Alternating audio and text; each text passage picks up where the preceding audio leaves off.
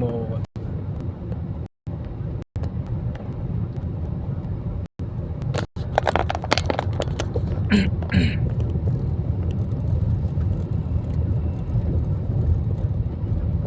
Sa 100 metro, pasukin ang Globe Rotonda at lumabas sa unang labasan.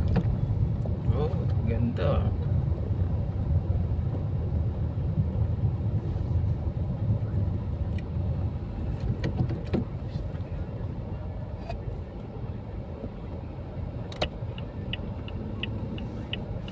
May ikot-ikot.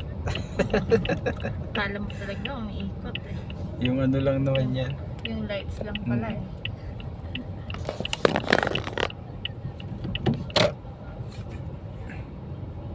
Maganda talaga MOA eh.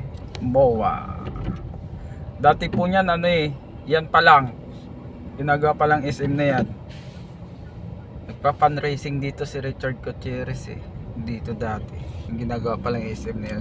Sa Pupunta 70 kami. metro, lumabas ng Rotonda papunta sa J.W. Dati Jocno yan, Boulevard. kami dyan eh. No, nanonood kami. Mga car show. Nandiyan si Richard Gutierrez. Alaking tao ni Richard Gutierrez. Ang lalaki. Mga magkakapatid eh.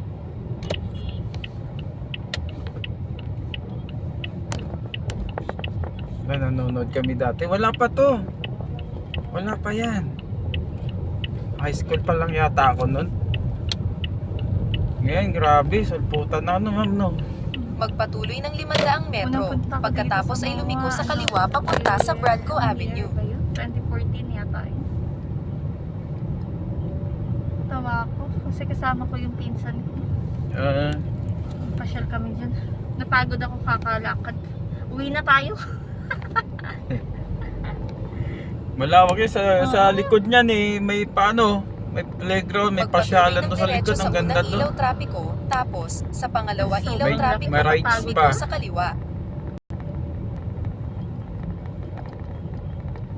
Iba talaga pag MOA.